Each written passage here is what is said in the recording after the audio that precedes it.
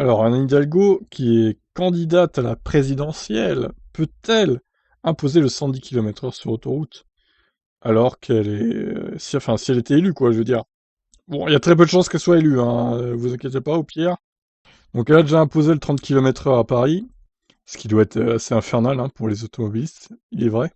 On ignore encore à peu près tout du programme d'Anne Hidalgo, mais il y a fort à parier qu'elle affichera la limitation de vitesse à 110 km/h sur autoroute, que préconisait la Convention nationale sur le climat au printemps 2020. Cette mesure n'avait pas été retenue par les pouvoirs publics échaudés par l'épisode des 80 km/h sur le réseau secondaire. Il faut faire maturer le débat à la société, a prudemment tranché Macron. Pour autant, l'idée devrait revenir sur la table dans les mois qui viennent.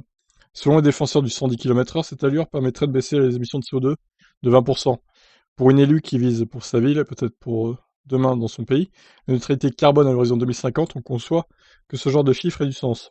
En juin 2020, nous avions procédé à nos propres tests avec deux Renault Mégane diesel, et en tout point identiques sur un trajet de 150 km. L'une roulait au 130 réglementaire, l'autre à 110. Et nous avions alors constaté un écart de consommation de l'ordre de 25% entre les deux véhicules, valeur bien supérieure à ce à quoi nous attendions. D'un point de vue écologique, le 110 l'emporte donc, et demain, avec les voitures électriques appelées à se généraliser, une telle allure permettrait d'augmenter considérablement leur rayon d'action. C'est vrai.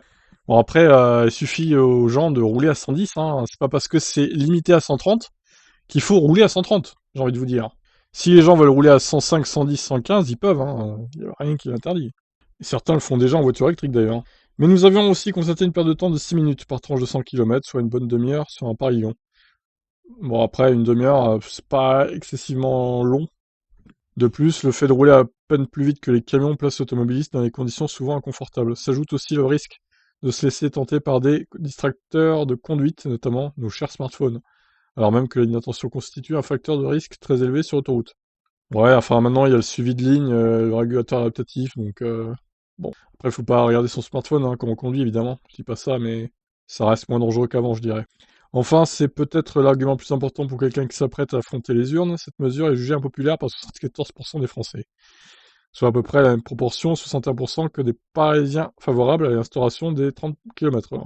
Ouais, bon, en gros, je dirais pas que c'est une très mauvaise idée, mais je pense que là, du coup, plus personne prendrait l'autoroute parce qu'il y a 20 km/h de différence seulement avec le réseau secondaire.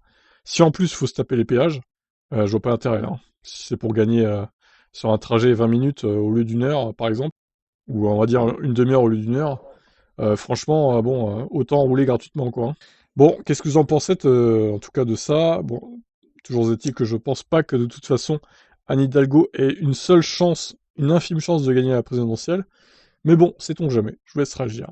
Ciao, ciao.